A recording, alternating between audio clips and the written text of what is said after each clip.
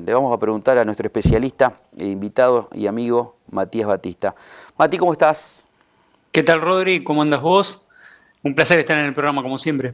Bueno, a ver, ¿por qué reculó en chancletas, como se dice vulgarmente, el gobierno nacional De reversa, ¿no? de reversa? Bueno, de reversa, de reversa. Hoy en una nota en la radio decía de reversa, otra vez. A ver, me hizo acordar a mí, y vos lo marcabas muy bien, a el error. ¿Se acuerdan del Excel de Aranguren? Tiraron un Excel, Sí. hicieron cálculos de tarifas y después eso era impracticable en la realidad. En ese momento se dijo, y yo creo que ahora también se ha dicho, que determinados funcionarios están en el quinto piso de un organismo, tienen poco vínculo con el almacén de barrio, con el supermercado, poca caminata por las industrias de la Argentina y desconocen qué es lo que pasa entre la realidad y la frialdad de una normativa, de una resolución general, de una ley. Y esto fue lo que pasó con las escalas del monotributo, que armó un revuelo a tal punto que el presidente tuvo que dar marcha atrás, pedir que anulen la resolución de AFIP y reconsiderar la situación y pedirle incluso a Massa una nueva normativa pensando en el esquema del monotributo, ¿no? Ahora, ¿qué sucede? A ver, tratá de explicármelo, si esto es error exprofeso o error casual. O hay alguien, digamos, que tiene una quinta columna metido, Alberto, en su gabinete que le juega para atrás. No, acá me parece que puntualmente fue un error no forzado, ¿viste? Si hablamos en términos de tenis, fue un error no forzado. Me parece que hubo un error muy importante de técnico, así como en la resolución 125 hubo un error de cálculo y un error técnico, también en el Excel de Aranguren, y no sé si hubo un error técnico, pero acá sí hubo un error técnico que tiene que ver con lo siguiente. El 1 de enero tenían que actualizarse las escalas del monotributo en función de la ley de movilidad jubilatoria, como esa ley quedó trunca y quedó frisada y el gobierno empezó a ajustar las jubilaciones mediante decretos, esperando una nueva normativa. Bueno, las categorías de monotributos, que para que la gente lo entienda, hay de una categoría A a la K y de la categoría A la H para prestación de servicios, es un cuadro que tiene un límite de facturación en el cual el monotributista, si se pasa, pasa de categoría, y cada categoría tiene un importe que se tiene que pagar todos los meses que confluye en tres tributos: un aporte jubilatorio, un impuesto que incorpora todos los impuestos que el monotributista paga y además el componente de obra social. Eso se tenía que actualizar a partir del 1 de enero, no se actualizó por negligencia del Estado y por impericia del Estado. En consecuencia, se pasó mucho tiempo, pasaron 5 o 6 meses casi, y el mes pasado se sancionó la ley que modifica el mínimo no imponible de impuesto a las ganancias y también se incorporó en esa ley la actualización de las escalas del monotributo. Bárbaro, hasta acá bárbaro. El problema es que la actualización de las escalas del monotributo es retroactiva al 1 de enero. Entonces, esa retroactividad de las escalas para facturar de la categoría A a la categoría K y de la categoría A a la H también tiene la actualización del componente de pago de monotributo. Entonces, los monotributistas empezaron a abrir sus cuentas fiscales y empezaron a ver que habían pagado religiosamente todos los meses su cuota de monotributo, pero les habían ajustado un componente nuevo porque, claro, porque al ser retroactiva el 1 de enero, hay una diferencia entre categoría A, que pagaba, vamos a poner un ejemplo, 2.600 pesos un prestador de servicios, ahora tiene que pagar 690 pesos más a esos 2.600 y entonces te lo ajustan cada uno de los meses. Las diferencias me da en categoría A 690, pero el que estaba en categoría H, 3.300 pesos por mes Claro, de ahí, diferencia entre la cuota una vieja y la locura, nueva. una locura. Una locura, una En el locura. medio en el medio de una situación de espiral inflacionaria que no para, realmente, o sea, está eclipsada por la pandemia, pero la inflación la estamos viendo todo el tiempo en góndolas. Sí, la verdad que el proceso inflacionario, ya un dato muy interesante, Rodri, que tiene que ver con el relevamiento de expectativa del mercado del Banco Central. Lo publicó hace una semana. Y el propio Banco Central dice en su relevamiento de expectativas que el proceso inflacionario que ve de acá hasta diciembre va a dar una inflación anualizada hasta ahora, en función de lo que ve, de 48.3, 20 puntos arriba de lo que está establecido en el presupuesto, que es del 29%. 48 puntos, corregime, 48 puntos de inflación es muy parecido a los guarismos que manejó Macri en el último año. Muy, muy parecidos, estuvimos en 54, 55, en algún mes llegamos al 56%, pero esa es la inflación, digamos, es la parte del termómetro que marca el IPC. Si vos vas a la góndola, y yo digo, para ver la inflación real hay que ver la inflación en materiales. En materiales estamos en el 88% interanual. En alimentos estamos casi en el 50%, si vos mirás la canasta básica de alimentos está en 49,9%. En combustibles estamos casi en el 60%, en carnes estamos alrededor del 65%. La realidad es mucho más compleja que ese índice que nos revela tanto las expectativas del mercado como el INDEC, ¿no? El comportamiento del dólar, el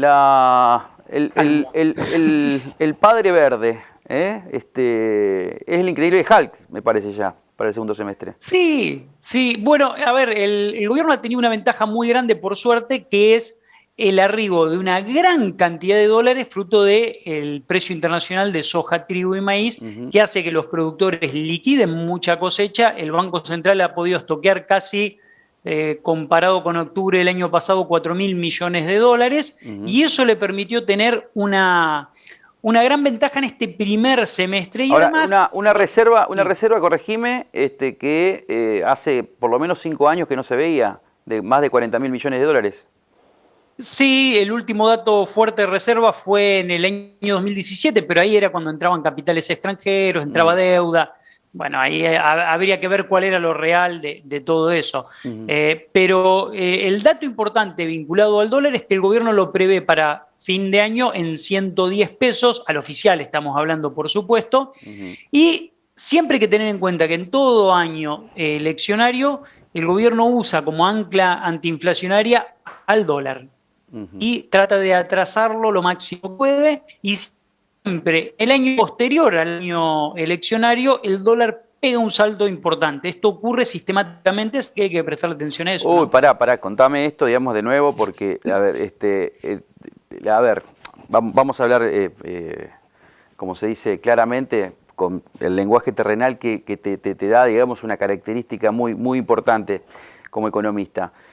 Quiere decir que los que quieren comprar dólar blue, porque es imposible con las restricciones que hay de comprar 200 dólares, el que quiere entrar en el mercado de dólar blue va a haber un dólar achatado entre subir, puede subir de 96 que está hoy a 110, me dijiste.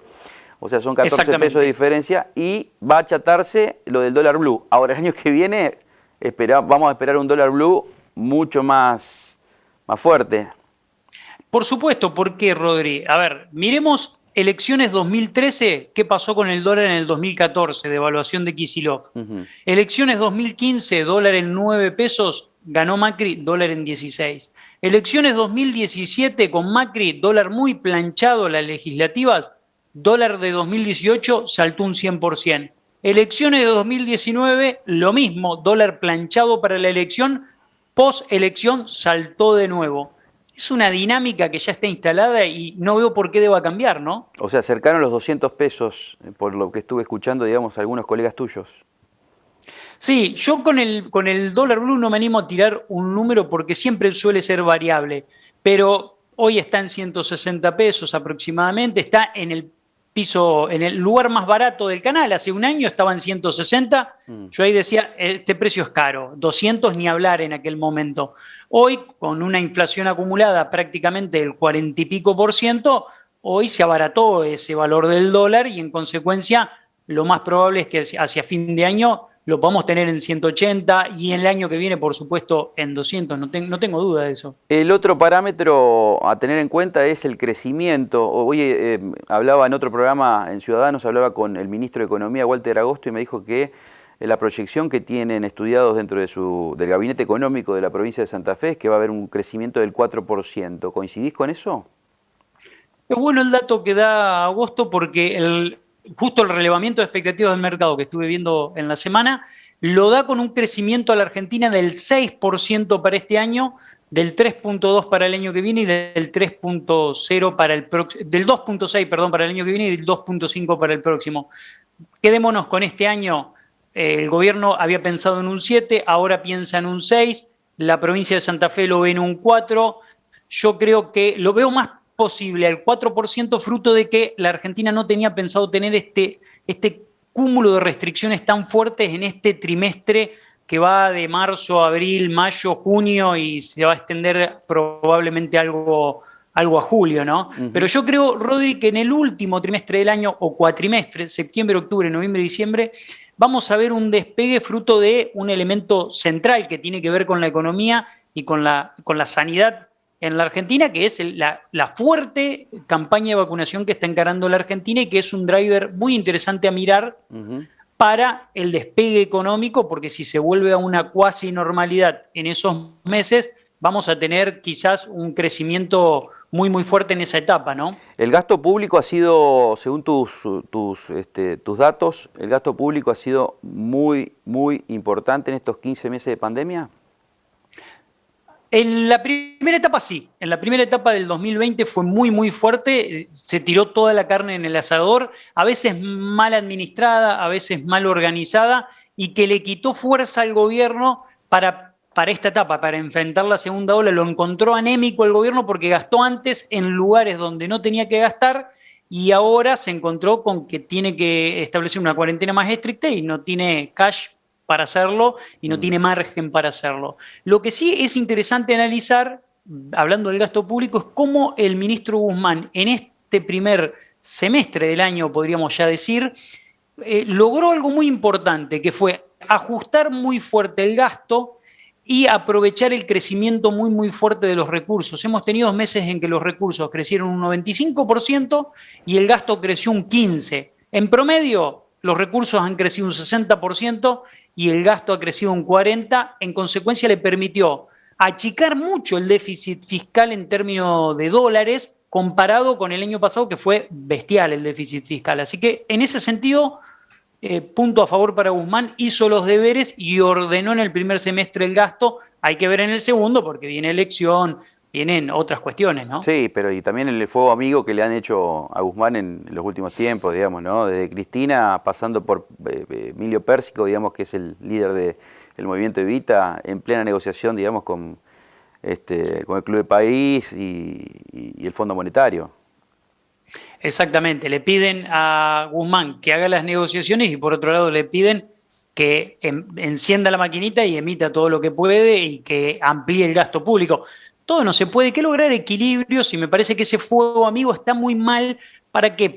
Como mensaje. Si hay algo que tiene que ser clave en la economía, sobre todo porque la economía se maneja mucho con las expectativas, es cuidar al ministro de Economía, darle confianza y dejarlo que trabaje y opere tranquilo. Ahora, todo este tipo de operaciones por debajo que recibió con Basualdo, con el planteo de las tarifas y contradiciendo al propio ministro, Cristina, Pérsico, ahora salió Fernanda Vallejo diciendo alguna que otra cuestión, no le hace bien ni al gobierno ni tampoco a quienes lo dicen, ¿no?